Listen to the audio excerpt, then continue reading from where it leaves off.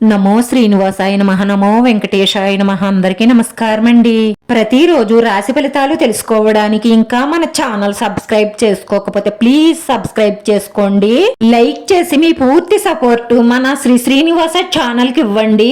ఈ వారం రాశి ఫలితాలలో గోచార్య రీత్యా వృషభ రాశి వారు ఎటువంటి శుభాశుభ ఫలితాలను పొందుతారో తెలుసుకోవడానికి ఈ మన వీడియోని ఎక్కడా స్కిప్ చేయకుండా చివరి వరకు చూడండి.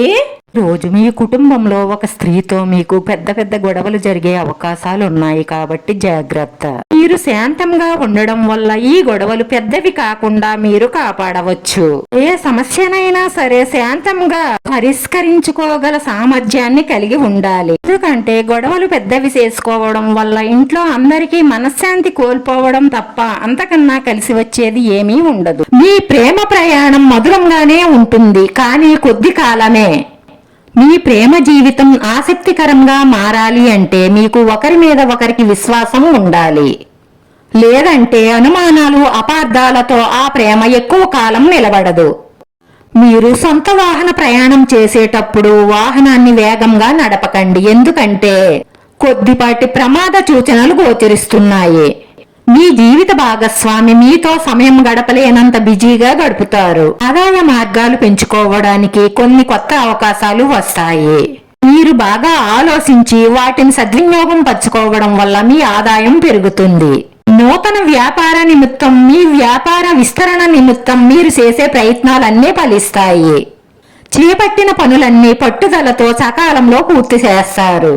వృత్తి ఉద్యోగాలలో రాను రాను మరింత సానుకూల ఫలితాలుంటాయి. నిరుద్యోగులకు ఒక శుభవార్త అందుతుంది. ఈ రోజు ఈ రాశి వారి ఇంట్లో శుభకార్యాల నిమిత్తం కొన్ని చర్చలు జరుగుతాయి. ఈ రాశి వారు మరింత శుభ ఫలితాలను పొందడం కోసం పశుపక్షాదులకు ఆహారం తినిపించడం ద్వారా మీ మనసులో ఉన్న మంచి సంకల్పాలన్నీ నెరవేరతాయి. మీ ఇష్టదైవాన్ని మనస్ఫూర్తిగా తలుసుకుని ఆరాధించడం వలన మీకు రాబోయే కష్టాల నుండి, ఇప్పుడు ఉన్న కష్టాల నుంచి బయటపడి మనశ్శాంతిగా ప్రశాంతంగా జీవించగలుగుతారు.